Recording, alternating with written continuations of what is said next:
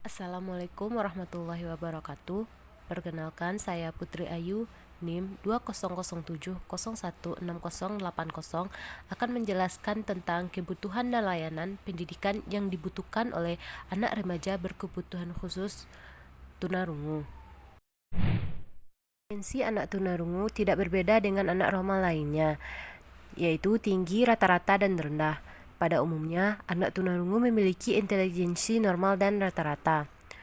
Prestasi anak tunarungu seringkali lebih rendah daripada anak normal lainnya karena dipengaruhi oleh kemampuan anak tunarungu dalam mengerti pelajaran yang diverbalkan. Namun, untuk pelajaran yang tidak diverbalkan, anak tunarungu memiliki perkembangan yang sangat cepat dengan anak normal lainnya. Prestasi anak tunarungu yang rendah bukan disebabkan karena inteligensinya yang rendah, namun karena ia tidak dapat memaksimalkan inteligensi yang dimilikinya.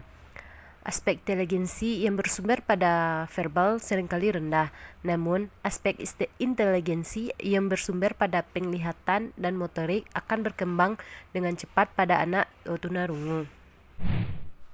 Berikut beberapa kebutuhan anak remaja berkebutuhan khusus tunarungu. Yang pertama, kebutuhan akan keteraturan yang bersifat biologis, seperti kebutuhan makan, minum, tidur, bermain, dan sebagainya.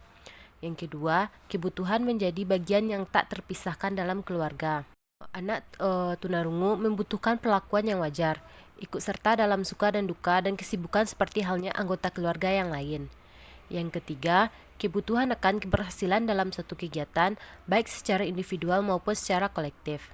Anak tunarungu menghendaki segala usaha mencapai hasil yang memuaskan baik untuk dirinya maupun untuk orang lain, meskipun ia harus mengalami berbagai hambatan dan kesukaran sebagai akibat ketunarunguannya.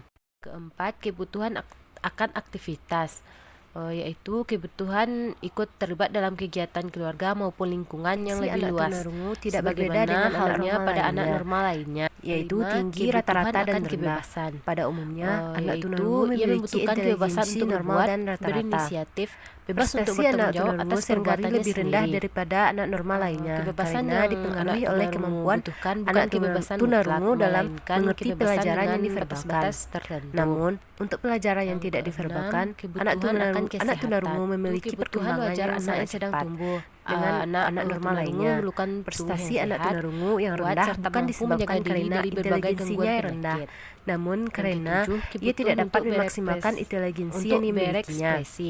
Aspek inteligensi yang bersumber pada verbal seringkali rendah, namun aspek inteligensi yang bersumber pada penglihatan dan motorik akan berkembang dengan cepat pada anak mengemukakan pikiran, perasaan, serta kehendaknya kepada orang lain. Dan pendidikan yang dibutuhkan anak remaja berkebutuhan khusus tunarungu. Salah satunya adalah sekolah inklusi. Sekolah inklusi adalah perkembangan baru dari pendidikan terpadu. Pada sekolah ini, setiap anak disesuai dengan kebutuhan khususnya. Semua diusahakan dapat dilayani secara optimal dengan melakukan berbagai modifikasi dan penyesuaian, mulai dari kurikulum, sarana prasarana, tenaga pendidik dan kependidikan, serta sistem pembelajaran sampai pada sistem penilaiannya.